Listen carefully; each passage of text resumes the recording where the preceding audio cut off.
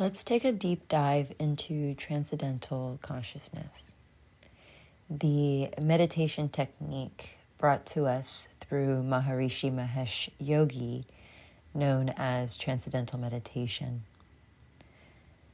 In it, it is described as going into pure consciousness, like the waves of the ocean. We dive beneath the surface value or gross value, and we dive beyond the abyss of the ocean floor into the innate pure being. And as we've learned in our yoga philosophy and subtle body, that this would be along the Anandamaya kosha, or as the Sharira's kapana. So let's dive into an excerpt that brings about attention to the Bhagavad Gita, translated in 1985 from the teachings of Sri Ramana Maharishi, from a London excerpt at a meeting there, where they talk about separateness, literally duality, as it were, Divityam Iva. Ramana Maharishi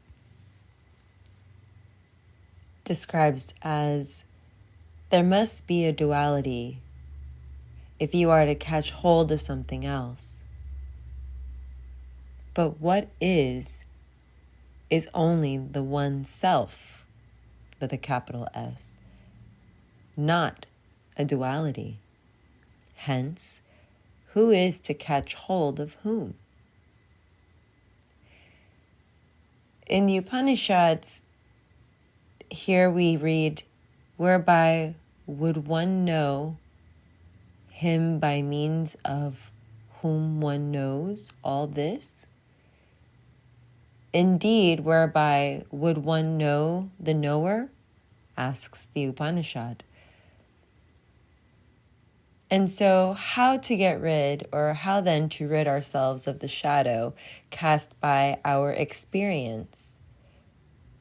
We would try to shut out sense objects by closing our eyes and shutting our ears, but the inner senses would continue to be active as thoughts and images appear.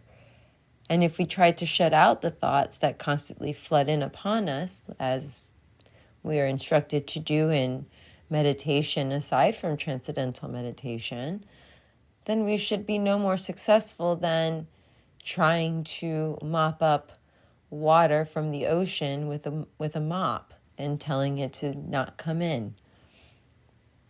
And so it seems that the first step is to habituate ourselves to a state where there is nothing that can cast a shadow.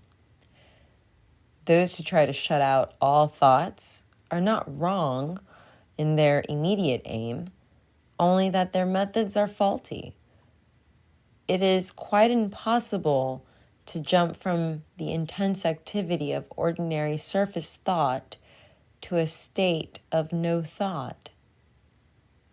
Transcendental meditation is a technique which, giving free rein to the proneness of the attention to move effortlessly toward greater satisfaction, permits thought activity to be reduced gradually until the mind becomes completely still, yet remains alert.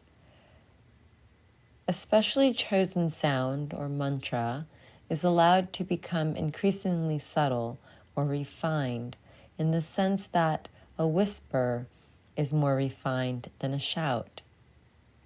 The technique is such that step by step and quite automatically, without any doing per se, the mantra becomes less concrete, less defined, more tenuous, until it reaches a degree of refinement that the transition from thought to no thought happens easily, while one yet remains very much awake.